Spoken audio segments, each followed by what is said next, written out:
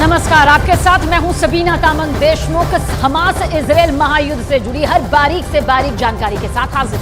नमस्कार, मैं हूं आपके साथ शिवानी पांडे और बड़ी खबर के साथ शुरुआत करेंगे। हमास के खिलाफ जंग में इजरायल के सैनिकों की मौत का आंकड़ा बढ़ता जा रहा है। इजरायल का दावा है कि हमास के खिलाफ इस जंग में 7 अक्टूबर से लेकर अब तक उसके 338 सैनिक अपनी जान गंवा चुके हैं।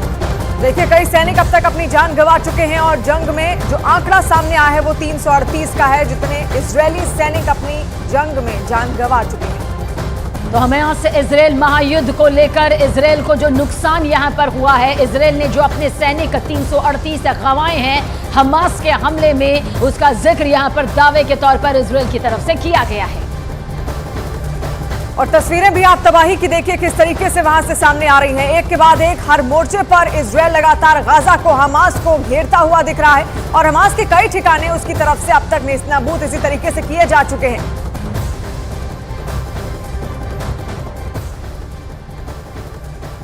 तो हमास के साथ इजराइल का युद्ध दिन पर दिन और भीषण होता जा रहा है। हर दिन इसकी कीमत न सिर्फ हमास के आतंकी बल्कि गाजा के आम लोगों को भी चुकानी पड़ रही है।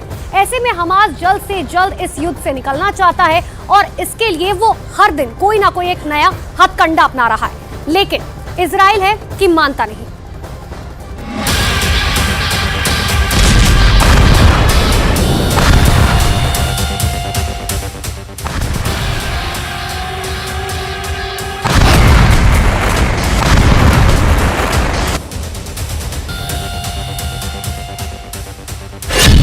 इजरायल को धमकी दी, बात नहीं बनी।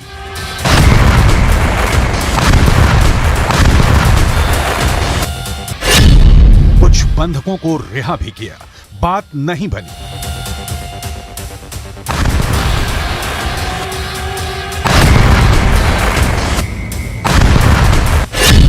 कई देशों से दबाव बनवाया, बात नहीं बनी।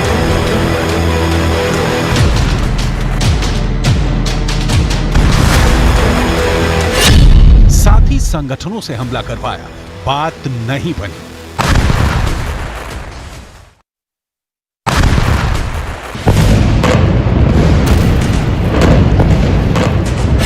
सबकी रिहाई की भी शर्त रख दी, बात फिर भी नहीं बनी।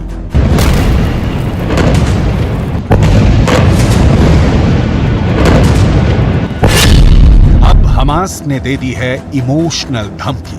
सवाल फिर वही है, क्या बनेगी बात?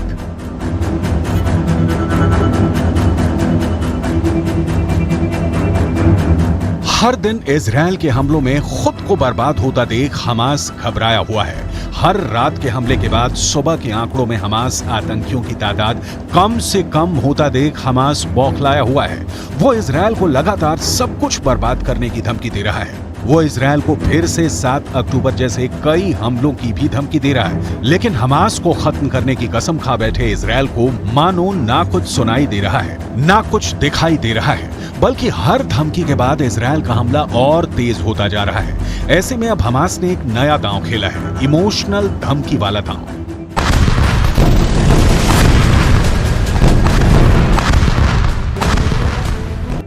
इजरायल के न्यूज पोर्टल के मुताबिक हमास ने अब अपने कब्जे में लिए इजरायली बंधकों के जरिए सरकार पर दबाव बनाने का प्लान शुरू किया है। इजरायली बंधकों के परिवार वालों को हमास की तरफ से मोबाइल पर मैसेज भेजे जा रहे हैं, जिसमें लिखा है कि अल कसाम का संदेश है। अगर आप बंधक बनाए गए अपनों के बारे में जानकारी चाहते हैं तो नीचे दिए गए लिंक पर क्लिक करें।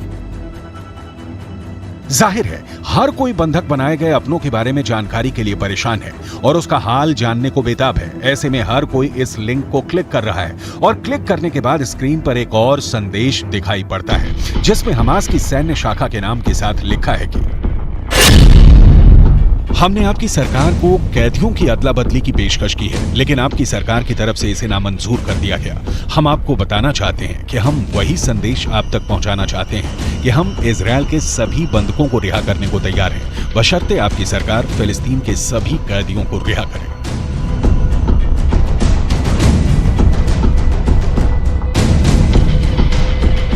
हमास का यह संदेश ना सिर्फ बंधक बनाए गए लोगों के परिवार तक पहुंचाया जा रहा है, बल्कि आम इजरायली लोगों तक भी इस मैसेज को पहुंचाने की कोशिश की जा रही है। मकसद साफ है किसी भी तरह से युद्ध से बाहर निकलना। हमास जानता है कि बंधकों की रिहाई को लेकर इजरायल के आम लोगों में गुस्सा है और बंधकों के परिवार हर दिन सरकार के खिलाफ प्रदर्शन करके दबाव बना रहे हैं। हमास अब इसी विरोध का फायदा उठाना चाहता है और लोगों को भेजे जा रहे इस मैसेज को वो बड़े मौके के रूप में देख रहा है।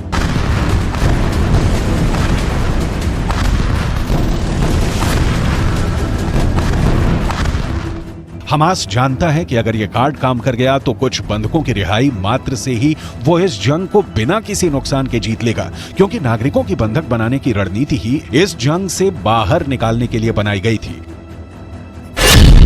तो फिलिस्तीन के कैदियों की रिहाई हो जाएगी। इजरायल के पास हमले के लिए एक बड़ी वजह खत्म हो जाएगी। इजरायल पर साथी देशों का भी दबाव बढ़ेगा। समर्थक देश युद्ध विराम के लिए और मुखर होंगे और हमास पूरी तरह से बर्बाद होने से खुद को बचा लेगा।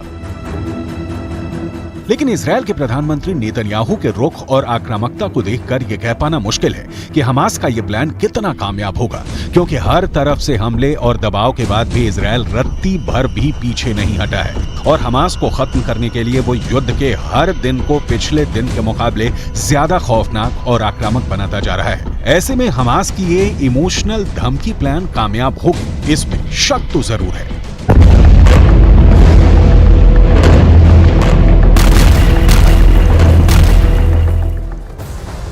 इजरायल और हमास में जारी जंग के बीच बहुत बड़ी खबर निकलकर सामने आ रही है। क्या ये खबर है आप तक पहुंचाते हैं। आज हिजबुल्लाह चीफ हसन नसरुल्लाह युद्ध के दौरान पहली बार भाषण देने वाला है, जिस पर पूरी दुनिया की निगाहें टिकी हुई हैं। हालांकि अभी तक हिजबुल्लाह इजरायल के खिलाफ खुलकर जंग में नहीं उतरा है।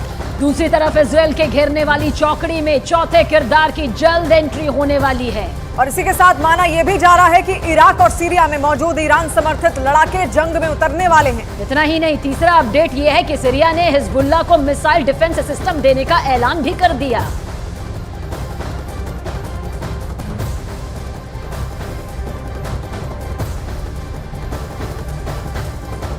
तो 28 दिन के भीतर इजराइल का युद्ध ऐसे मोड़ पर पहुंच चुका है जहां से अब ना तो सीज फायर की उम्मीद बाकी रह गई है और ना ही हमास के पीछे हटने की।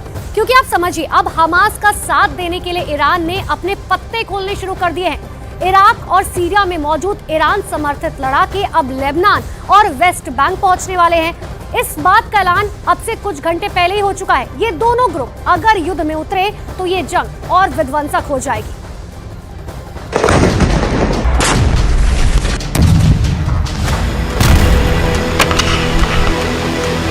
इजराइल के खिलाफ पलट गया गेम।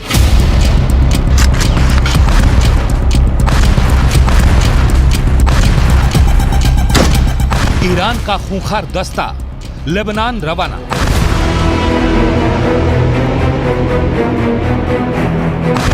युद्ध में आया हमास का नया साथी। हमास के खिलाफ जंग लड़ रहे इजराइल को अब तक हिजबुल्लाह और हूथी विद्रोही ही उलझा रहे थे। लेबनान और यमन की जमीन से इजराइल के खिलाफ रह रहकर हमले हो रहे थे, लेकिन ना तो हिजबुल्लाह ही अब तक जंग में खुलकर उतरा और ना ही हूथी। लेकिन अब युद्ध के 28वें दिन इजराइल को एक ही समय पर चौतरफा घेरने का प्लान तैयार हो गया है।